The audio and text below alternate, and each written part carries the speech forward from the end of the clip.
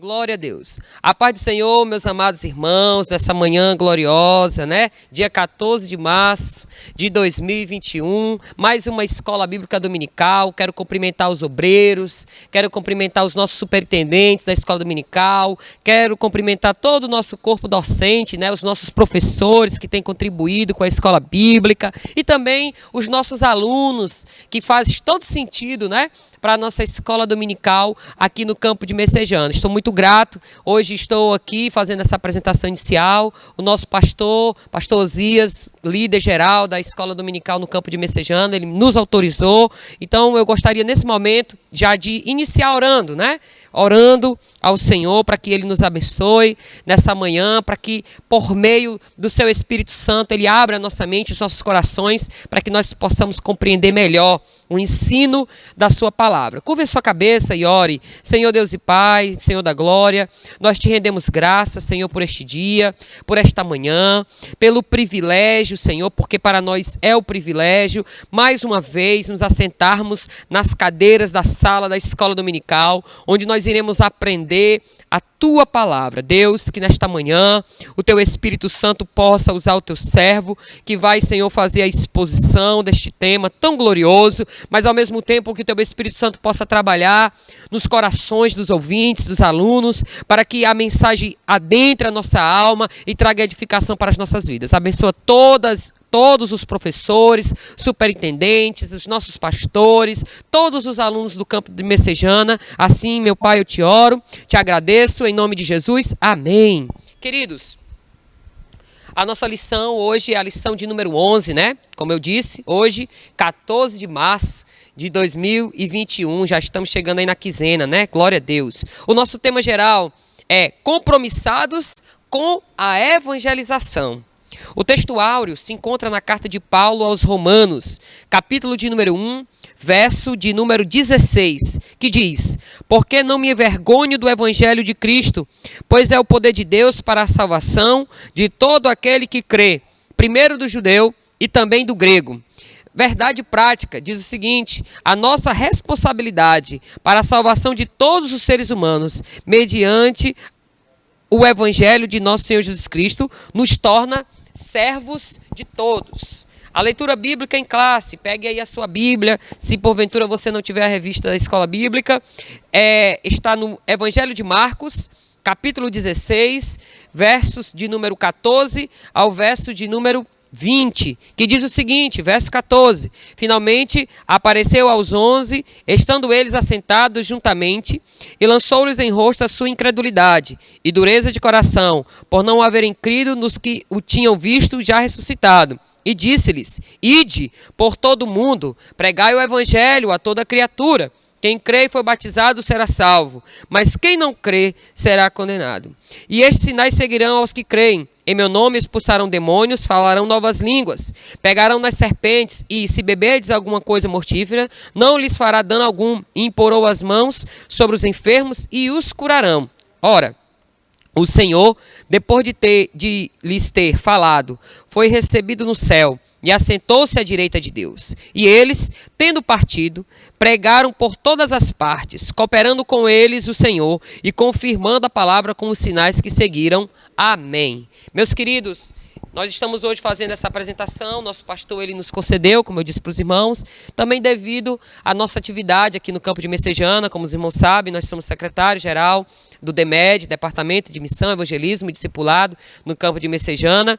E o tema central da nossa lição hoje é a questão do compromisso da evangelização. Nós temos estudado nesse trimestre sobre os pilares, né, do pentecostalismo clássico, da igreja pentecostal, os fundamentos, a doutrina, as nossas confissões. E a gente vai perceber, por meio da história da igreja pentecostal no Brasil e no mundo, que uma das suas molas propulsoras, que um dos seus pontos mais fortes é esta ousadia na pregação do evangelho, é esse compromisso com a evangelização. Nós sabemos, como diz o apóstolo Paulo em 1 Coríntios capítulo 9, verso 16, ele diz o seguinte, que se eu prego o evangelho, eu não tenho do que me gloriar, pois sobre mim pesa esta obrigação, e ai de mim se não pregar o evangelho. O dever do cristão é testemunhar do Evangelho de Cristo. Deus, ele nos deu um tema onde nós temos trabalhado esse tema nas missões aqui no campo de Messejana. E o tema é esse: a missão da igreja é fazer missões. Você é a igreja? Se você é a igreja, a sua missão é fazer missões. Eu creio que nessa manhã, por meio da exposição dessa lição, o Espírito Santo ele vai trazer uma conscientização maior acerca da responsabilidade que você tem como cristão, de mesmo em tempos tão difíceis como esse, de se contextualizar e mesmo diante do isolamento, procurar formas em meio à sabedoria divina para testemunhar do Evangelho, né? Nessa manhã, o expositor da nossa lição vai ser o presbítero Jussier, nosso professor aqui da sede também, e ele vai trazer, com a graça de Deus, com muita sabedoria, o ensino dessa lição. Então, pegue sua caneta, pegue seu papel em branco, sua Bíblia e a sua revista da Escola Dominical e seja edificado nessa manhã, no nome de Jesus. Amém. Glória a Deus. Nós estamos iniciando mais uma aula bíblica da Escola Dominical e desta feita nós temos a lição 11 para compartilhar com os irmãos, e nós temos um assunto interessantíssimo para tratar esta manhã, que é o assunto compromissados com a evangelização. Tiago já deu aí uns pormenores, né, da evangelização, e a gente sabe da grande responsabilidade que é falar de um tema assim. Mas a gente já sabe também, por sermos a Igreja de Cristo, né, na terra, nós estamos comissionados a fazer a evangelização, a realizar esse trabalho que o próprio Jesus comissiona à igreja, dando a ela esse ultimato que deve ser feito no planeta. E nós temos alguns objetivos aqui na lição para tratar com os irmãos. Haja vista, a gente tem um tempo resumido, né, para tratar dessa lição nesta manhã. E nós temos aqui o objetivo central, o objetivo geral da lição, que é conscientizar a respeito do compromisso com a evangelização. É o propósito que o nosso comentarista Ezequias Soares tem, né, para as EBDs deste domingo.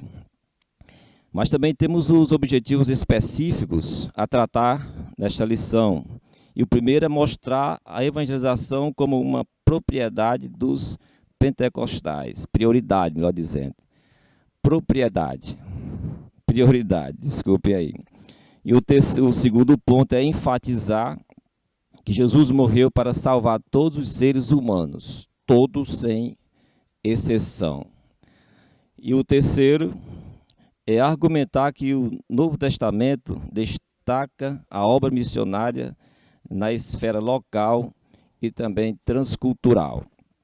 São esses objetivos que a gente pretende ir na lição para a gente ter alguma coisa mais concretizada já do texto do nosso comentarista Ezequias Soares, que foi feliz em escolher esses temas para a nossa atualidade.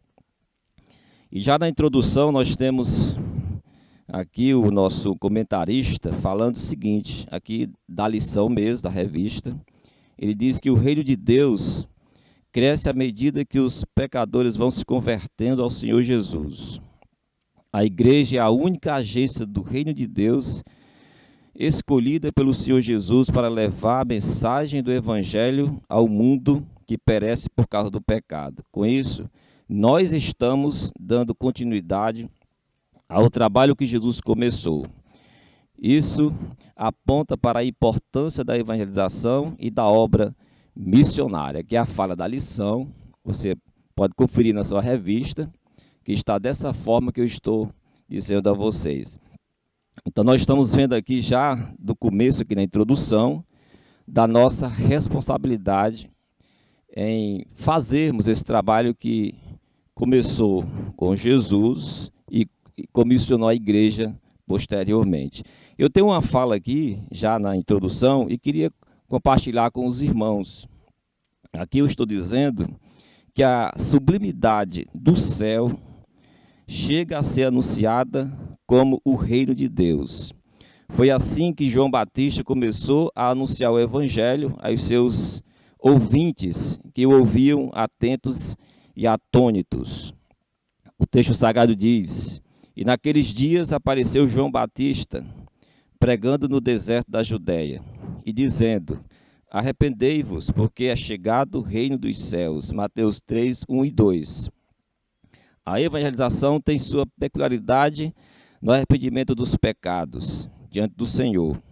Sem arrependimento não pode haver poder transformador operacionalizado pelo Evangelho. Dessa forma, a evangelização da criatura humana é a voz de Deus novamente sendo bradada após a queda do homem no Éden, como está em Gênesis 3 e 9.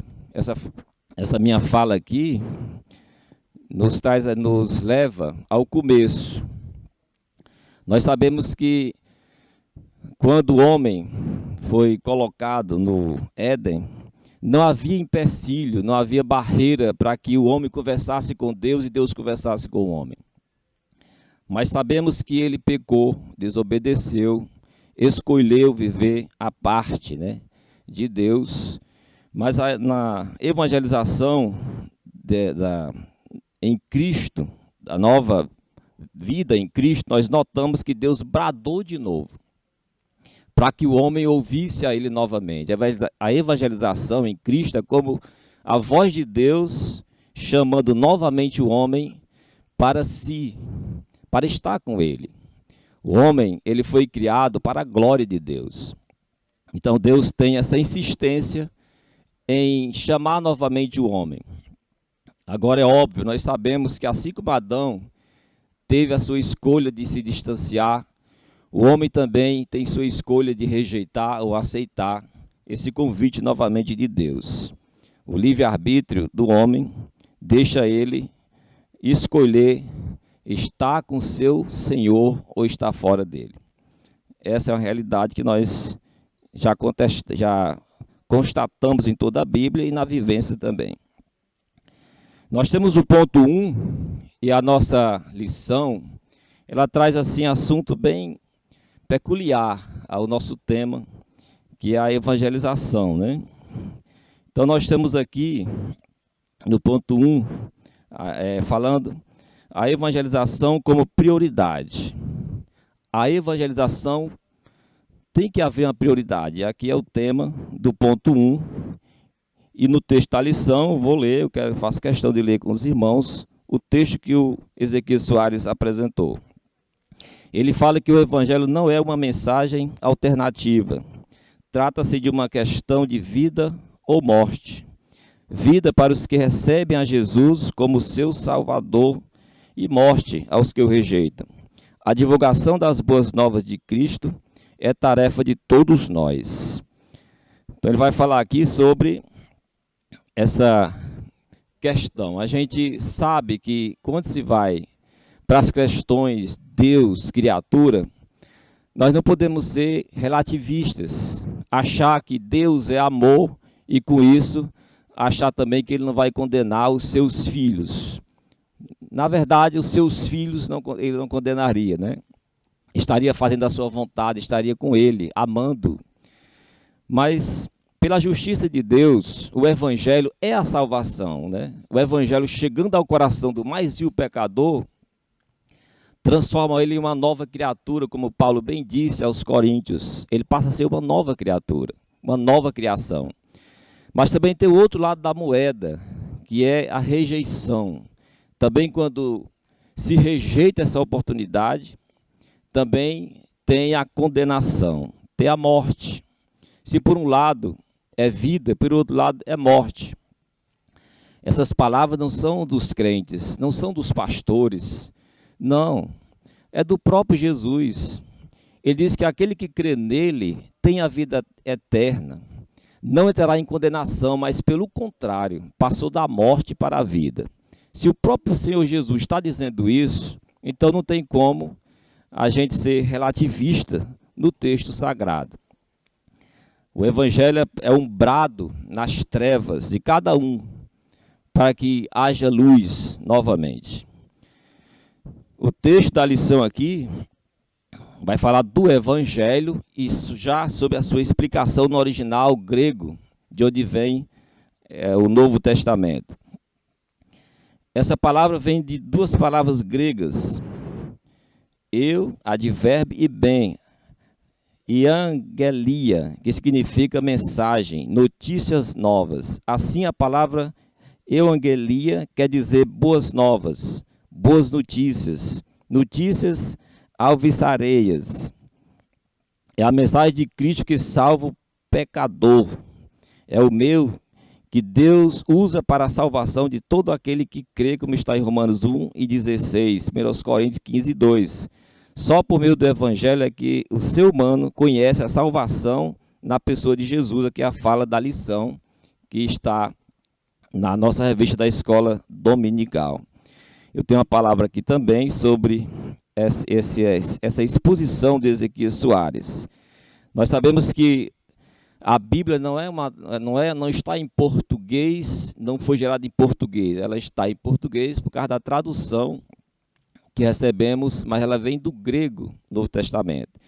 E como essa palavra, costumeiramente nós traduzimos rapidinho, dizendo que o Evangelho é boas novas de salvação, na verdade é isso mesmo.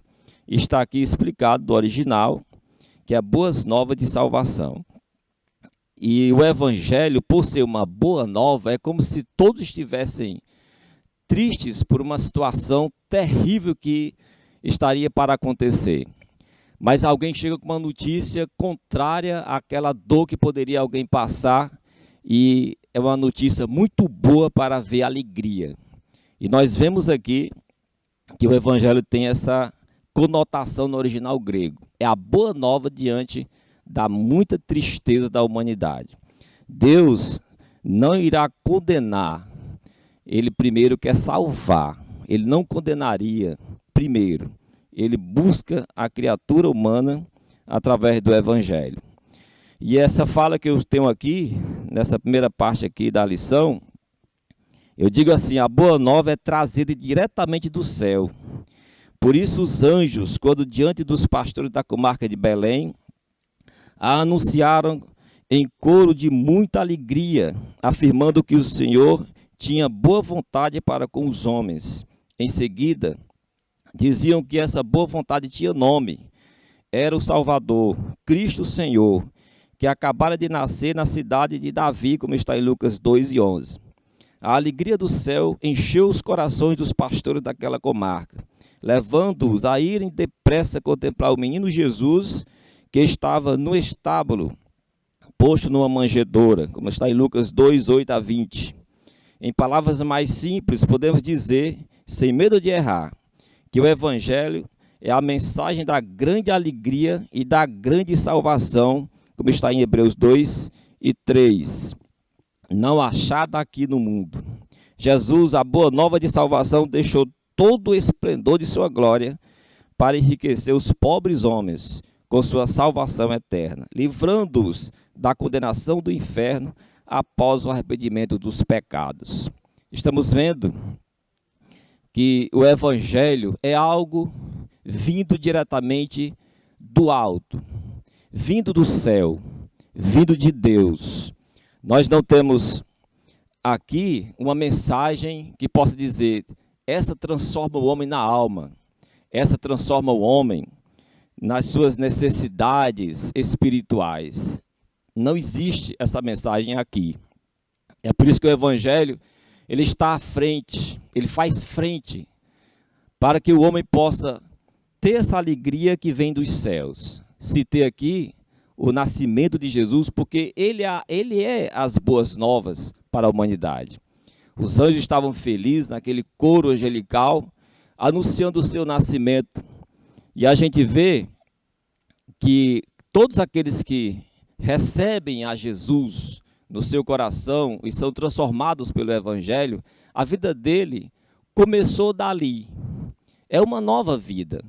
Ele pode ter 100 anos de idade ou 18 anos de idade, mas quando ele começa com Cristo, ele começa de novo a sua vida. E agora, dessa feita, a vida com Deus, a vida que ele não teria aqui se não fosse a pessoa de Jesus na sua vida. No subponto 2, o Ezequias vai comentar também, nós queremos comentar também, ele vai comunicar aqui na lição o único Salvador do mundo, é o subponto 2. No texto da lição, ele vai dizer, o Evangelho são as boas novas que falam do reino de Deus, da salvação e do perdão dos pecados na pessoa de nosso Senhor Jesus Cristo. Ele pontua aqui, ele não dá mais para nada ou para outra interpretação. É o Evangelho da graça de Deus, como está em Atos 20 e 24. As Escrituras nos ensinam que todos os seres humanos são pecadores e precisam de reconciliar-se com Deus. Está em Romanos 3, 23, capítulo 5, versículo 12. Não existe um meio de salvação sem Jesus, como disse Pedro em Atos 4 e 12. Ele mesmo disse, ninguém vem ao Pai senão por mim, João 14, 6. E também afirmou, o campo é o mundo, Mateus 13, 38. A pregação do Evangelho é uma necessidade imperiosa, porque não existe salvação sem Jesus. E o campo é o mundo. Isso nos mostra a grande responsabilidade da evangelização local e mundial ou global. Nessa fala aqui, o nosso comentarista ele destaca o nome Jesus como único Salvador. A gente sabe que existe N religiões com os seus líderes, mas estão mortos. Não podiam, ser de outra forma. O ser humano tem o seu ciclo aqui na Terra. Ele nasce, ele cresce, ele se desenvolve, ele se reproduz, mas vem o envelhecimento e ele morre. Jesus Cristo é o Salvador único da humanidade que eu posso, agora diante de vocês, afirmar que ele não está morto, ele está vivo. A Bíblia vai registrar a sua ressurreição no primeiro século. E a gente sabe que a maior mensagem dos seus discípulos, no começo, foi sobre a sua ressurreição. Eles falavam a toda boca que Jesus ressuscitara dos mortos. E aqueles dos seus dias, da igreja do primeiro século, eles entendiam que eles estavam com Jesus, porque sabiam que eram homens simples, homens que não tinham vulto na sociedade. Mas agora estavam falando diferente. Pedro era um pescador, mas a primeira mensagem que se vê é dele no Novo Testamento. E a gente vê que ele ganha quase 3.000 almas, porque a mensagem dele não era algo que ele arranjou por ali no judaísmo, ou no farisaísmo, ou, sei lá, uma seita da época. Ele estava com Jesus no coração, esperando a promessa, que era o derramamento do Espírito Santo. Quando chegou a ele, ele falou diferente. E se você também quer essa fala diferente, é em Jesus. Ele é o único Salvador da sua alma que pode fazer isso. Eu tenho uma fala aqui também sobre esse comentário do Ezequias Soares. O apóstolo Paulo cita aos irmãos de Roma o que o salmista Davi falou pelo Espírito Santo nos seus dias, quando disse: Deus olhou desde os céus para os filhos dos homens, para ver se havia algum que tivesse entendimento e buscasse a Deus. Desviaram-se todos e juntamente se fizeram imundos. Não há quem faça o bem, não há sequer um. Salmos 53, versículo 2 e 3. E também Romanos, capítulo 3, versículo 10 a 12. Paulo sabia que todos estavam distanciados do Senhor desde a queda e que o salário para esse distanciamento era a morte, afirmando em seguida a solução para não se provar dessa morte, o dom gratuito de Deus, a vida eterna, em Cristo Jesus, nosso Senhor, como está em Romanos 6, versículo 23.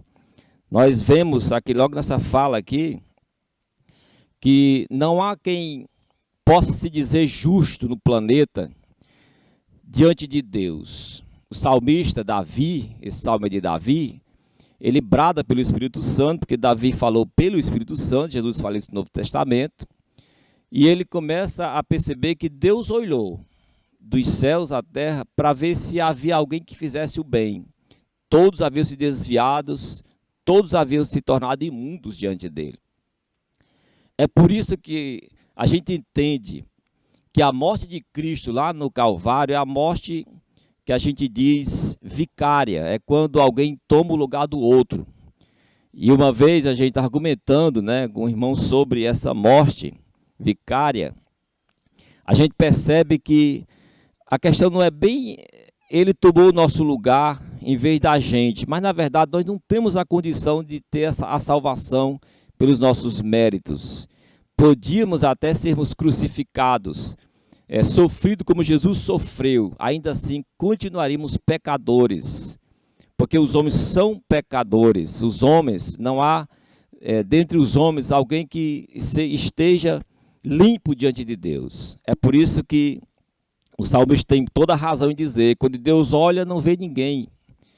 Agora, o olhar de Deus hoje, depois da morte de Cristo, depois da transformação de muita gente, por causa do Evangelho, quando ele olha, ele vê sim um povo que foi purificado não com o seu sangue próprio, nem com os seus meios próprios, mas no sangue que Jesus, o seu Filho, derramou lá na cruz do Calvário. Ali o Senhor derramou sangue carmesim, o sangue purificador, o sangue que nos tira a injustiça do pecado, que nos lava do pecado.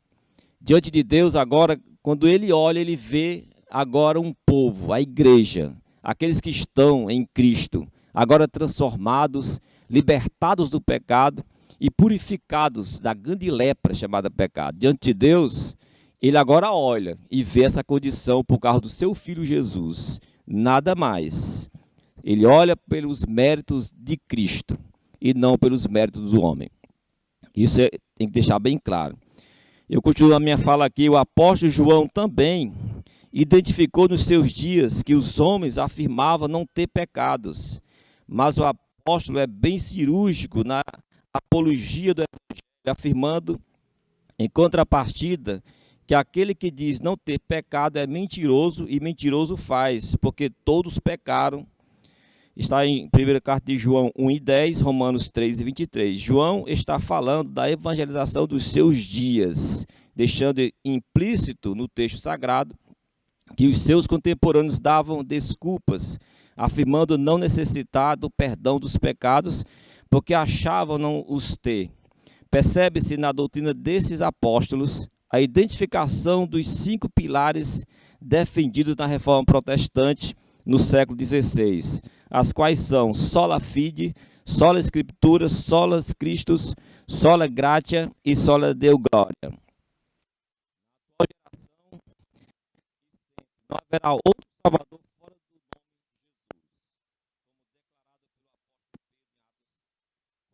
Jesus, como declarado pelo apóstolo Pedro em Atos 4:12. A salvação da alma humana tem dos méritos do Senhor Jesus Cristo e nenhum outro mais. O que é que a gente percebe aqui? Sempre a humanidade teve desculpas para não se aproximar de Deus. O próprio Jesus, quando pregando nos montes, lá em Jerusalém, em Israel, ele afirmava que os homens não iam a ele, porque estavam nas trevas, tinham vergonha, porque ele é luz. Mas aquele que amava a Deus estaria com ele, porque ele é luz. Porque se os homens fossem a ele, sem se arrepender dos seus pecados, achando-se justos, na verdade eles seriam envergonhados, porque a luz que é Cristo traria essa verdade para eles. Jesus, o profeta Ageu, vai identificar ele como desejado de todas as nações, porque ele é, mas ele é o profeta que Deus envia ao planeta, mostrando a verdade sem misturas, ou seja, se aproximar de Jesus é se desnudar de si mesmo, é saber que tem pecados. A geração lá de Pedro, de João, do começo do primeiro século, já tinha essa desculpa. Dizia que não precisava daquela pregação. Mas João é categórico. Se alguém disser que não tem pecado, é mentiroso e, de contrapartida, faz que Deus seja também. Porque se Deus enviou Jesus para perdão dos pecados dos homens, é porque temos pecados, precisamos dele. Em outras palavras, seja só Deus verdadeiro e todo homem mentiroso. Deus diz que a humanidade tem pecado e que precisa dele. Isso é fato, isso a gente constata. A gente vê que o homem ele tem sua deficiência justamente por causa do pecado. Que quando o homem foi criado, a gente, quando lê Gênesis, a gente dá aquela respirada e vê que Adão estava tão bem com Deus. Mas depois veio o pecado, ele desobedeceu a Deus. O pecado entrou no mundo por causa dele. Hoje, a nossa felicidade é o Cristo, que Paulo vai identificar como o Adão que não pecou, que não caiu. Cristo é essa perfeição, que quando a gente se aproxima dele, ele leva a gente também a uma perfeição com Deus, pelos seus méritos, não os nossos méritos. Então é essa que a gente precisa mostrar para todos nós. E a terceira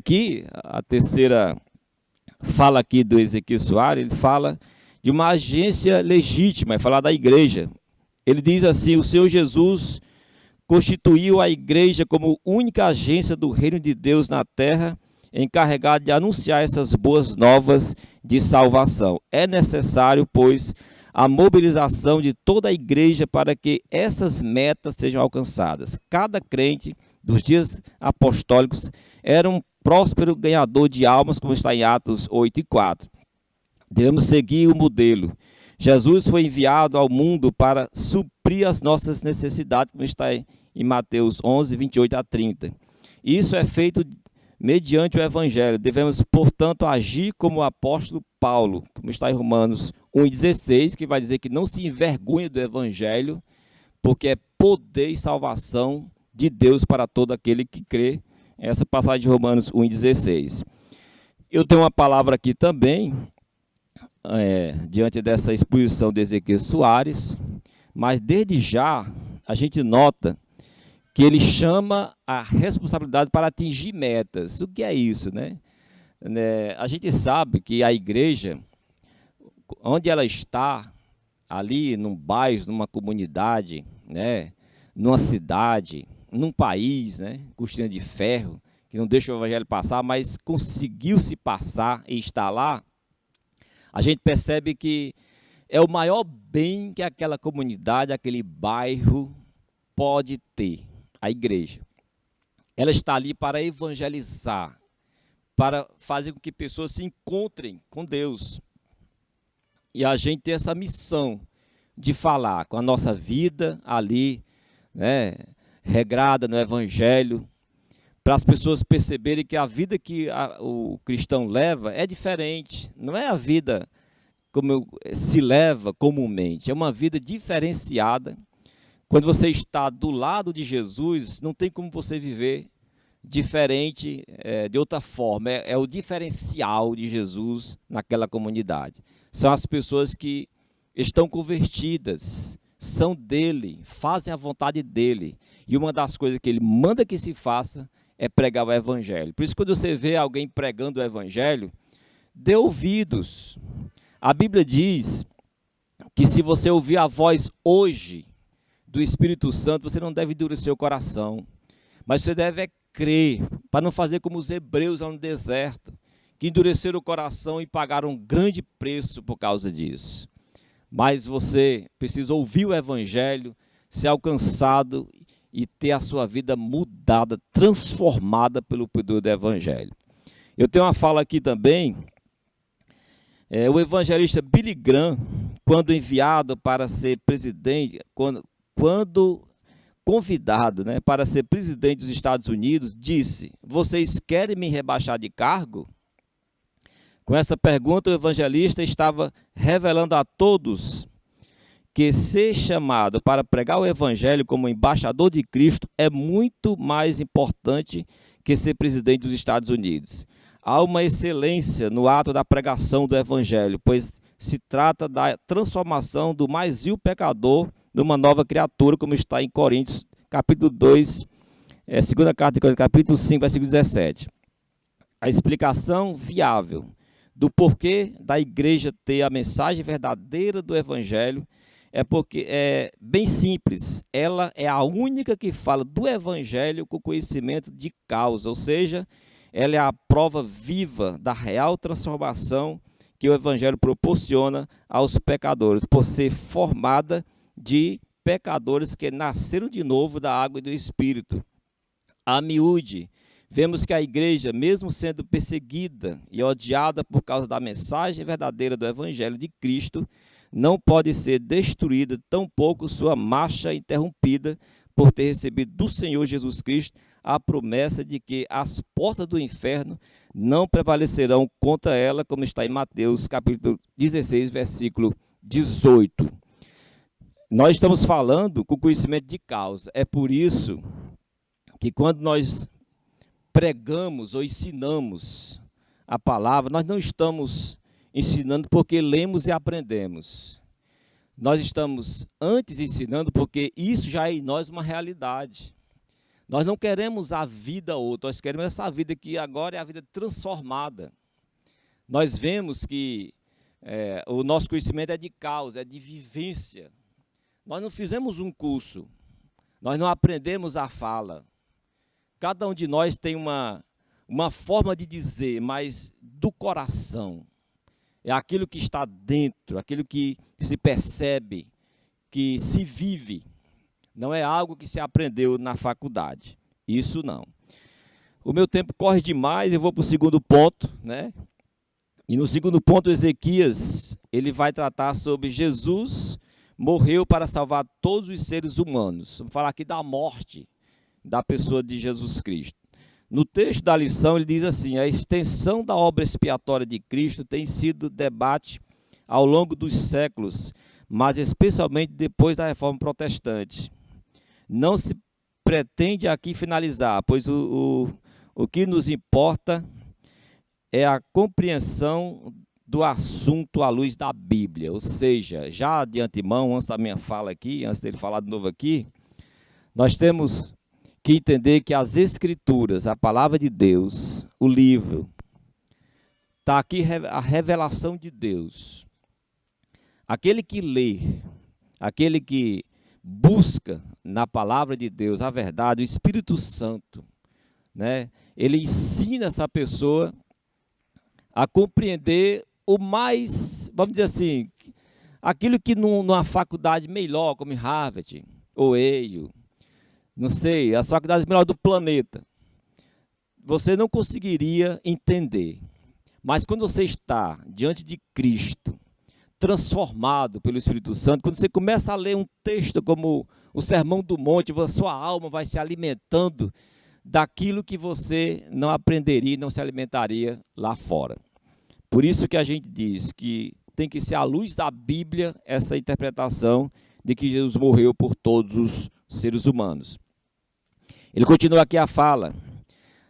Antes convém ressaltar sobre a nossa teologia, né? Antes convém ressaltar que a nossa teologia é pentecostal e vem diretamente das Escrituras Sagradas, sem intermediação dos apóstolos da Reforma Protestante. A teologia pentecostal que nossos pais nos legaram não teve nenhum teólogo ou reformador como intermediário. Ou seja, ele está falando aqui dos 12 que receberam a mensagem original de Jesus.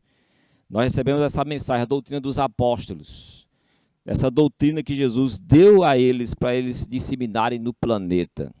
Estamos aqui com a fala de Paulo, a fala de Pedro, a fala de Tiago, né, a fala de Judas, a fala dos demais escritores do Novo Testamento, como sendo a voz que a gente escuta.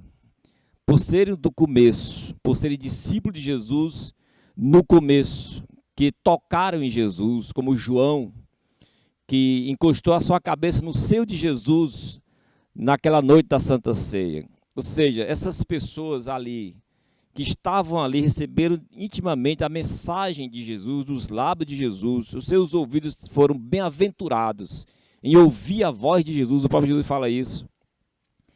Essa mensagem nós recebemos deles, não são dos reformadores do século XVI. Né? Nós não estamos aqui para debater isso, mas nós não estamos fundamentados nisso aí. Ele continua aqui a fala, o Ezequiel Soares, a CPAD vem publicando em vários volumes a coleção de todas as revistas da Escola Bíblica Dominical, publicadas desde 1930. Em nenhuma delas há citação de teólogos ou reformadores para ensinar, esclarecer, ilustrar ou embasar uma interpretação bíblica. A nossa teologia é original e estritamente bíblica. É um dos legados deixados por nossos pioneiros, como está em Timóteo, 2ª carta 2, 14 a 17. Ele está falando de pioneiros, não Daniel Berg ou Navinga, não está falando desses pioneiros aqui no Brasil, de 1910, né, em Belém do Pará. Ele está falando desses apóstolos, daqueles do começo, do primeiro século, que receberam de Jesus a mensagem original. Mas eu tenho uma fala aqui também, vai ser minha última fala, praticamente. Há em nossos dias aqueles que falsificam a palavra de Deus, ensinando fábulas aos homens, aqui é fato. Nos dias de Paulo também havia quem fizesse isso, fato denunciado por ele na carta aos irmãos de Corinto. Ele disse: porque nós não somos como muitos falsificadores da palavra de Deus. Antes falamos de Cristo com sinceridade, como de Deus na presença de Deus. Está em 2 aos Coríntios, capítulo 2, versículo 17. Com certeza, falta a presença de Deus nesses que ensinam tais coisas aos homens. O homem não tem a menor condição de proporcionar a mudança na alma humana. Então, nós vemos aqui pelas Escrituras que, infelizmente, há quem faça isso. Qual é o prejuízo disso tudo? Qual o prejuízo de se ter esses ensinadores na atualidade? Paulo, nos seus dias, denunciava eles como falsificadores. Essa palavra falsificadores é você dizer o que você quer e não aquilo que o Evangelho ensina, como narrado no próprio texto. Você está interpretando a sua maneira. E isso não vai transformar a vida de ser humano nenhum. Nessa lição, nós vimos que o apóstolo São Paulo e também os outros apóstolos identificaram pessoas assim no começo. E hoje, qual é a nossa fala para o hoje? Hoje eu vou dispensar comentário, né? Hoje, muitas igrejas, né, infelizmente, têm deixado de pregar o evangelho como deveria ser o evangelho. Infelizmente, querem seus templos cheios de pessoas descompromissadas, não transformadas. Mas o que vai importar, essa lição a gente tem que falar mesmo, o que vai importar é se o evangelho chegou nos corações, na vida das pessoas. Não há como a gente, né, pensar diferente. Os americanos gostam muito de ilustrar em filmes algumas situações, algumas realidades. E uma vez fizeram um filme chamado Uma Jornada no Tempo, onde alguém da igreja no século XVIII, por aí, entrava na máquina do tempo e chegava no século, na época atual do filme, né? Se fosse hoje, seria 2021.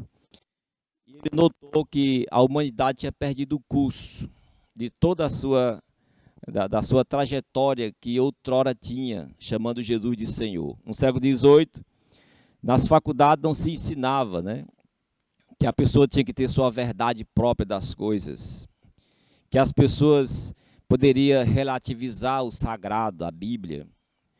Mas quando um deles, um teólogo, foi esse que foi ao futuro para ver o que estava acontecendo por causa de um como ele, no século XVIII, a gente percebeu, ele ia lançar um livro para mostrar que a verdade poderia ser relativizada, que alguém poderia ter a sua verdade.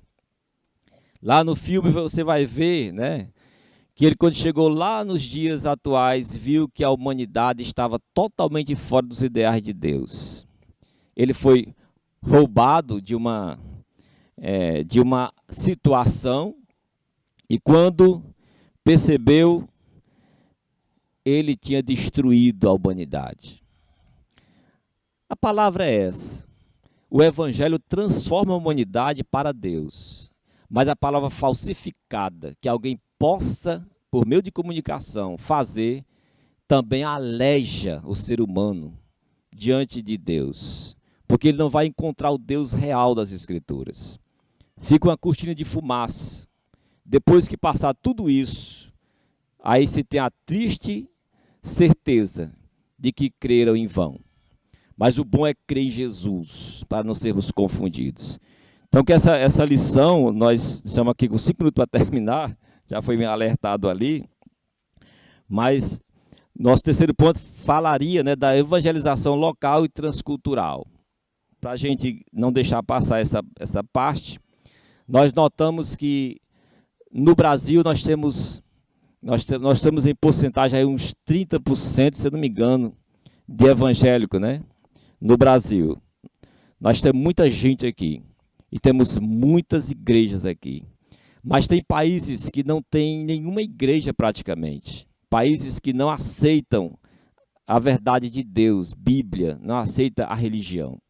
E é um desafio porque está nesse evangelismo transcultural.